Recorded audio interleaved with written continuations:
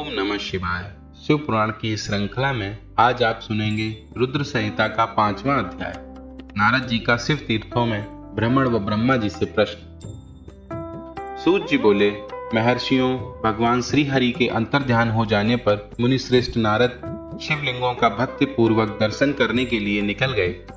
इस प्रकार भक्ति मुक्ति देने वाले अनेक शिवलिंगों के उन्होंने दर्शन किए। जब उन रुद्र गणों ने नारद जी को वहां देखा तो वे दोनों गण अपने शाप की मुक्ति के लिए उनके चरणों पर गिर पड़े और उनसे प्रार्थना करने लगे कि वे उनका उद्धार करें।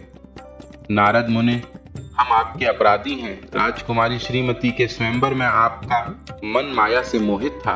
उस समय भगवान शिव की प्रेरणा से आपने हमें श्राप दे दिया था। अब आप हमारी जीवन की रक्षा का उपाय कीजिए। हमने अपने कर्मों का फल भोग लिया है। कृपा कर हम पर प्रसन्न होकर हमें श्राप मुक्त कीजिए। नारद जी ने कहा, हे रुद्रगणों, आप महादेव के गण हैं एवं सभी के लिए आदरणीय हैं। उस समय भगवान शिव की इच्छा से मेरी बुद्धि भ्रष्ट हो गई थी, इसीलिए मोहवश मैंने आपको श्राप दे दिया था।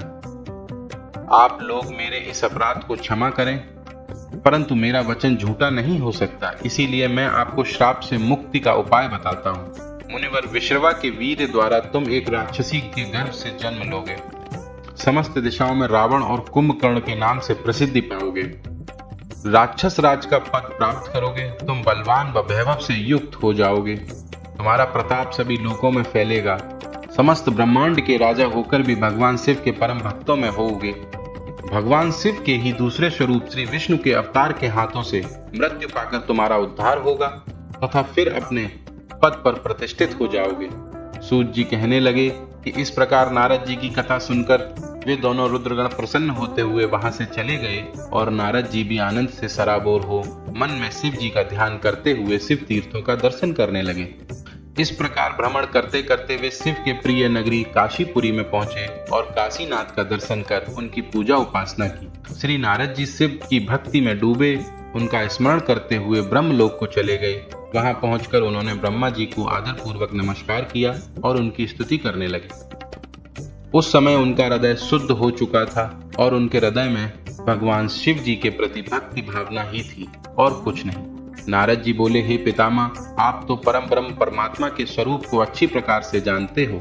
आपकी कृपा से मैंने भगवान विष्णु के महात्मा का ज्ञान प्राप्त किया है एवं भक्ति मार्ग, ज्ञान मार्ग, तपो मार्ग, दान मार्ग तथा तीर्थ मार्ग के बारे में जाना है, परंतु मैं शिव तत्व के ज्ञान को अभी तक नहीं जान पाया हूँ। मैं उनकी पूजा की विधि को भी नहीं जानता, अतः अब मैं उनके बारे में सभी कुछ जानना चाहता हूँ। मैं भगवान शिव के विभिन्न चरित्रों और उनके स्वरूप का तथा वे सृष्टि के आरंभ में मध्य में किस रूप में थे, उनकी लीलाएं कैसी होती हैं और प्रलय काल में भगवान शिव कहाँ निवास करते हैं, उनका विवाह तथा उनके पुत्र कार्तिकेय के जन्म आदि की कथाएं मैं आपके श्रीमुख से सुनना चाहता हूँ।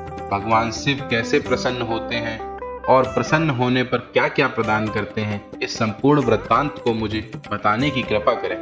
अपने पुत्र नारद की ये बात सुनकर पितामह ब्रह्मा बहुत प्रसन्न हुए। इस तरह यह 5वां अध्याय समाप्त हुआ। हर हर महादेव।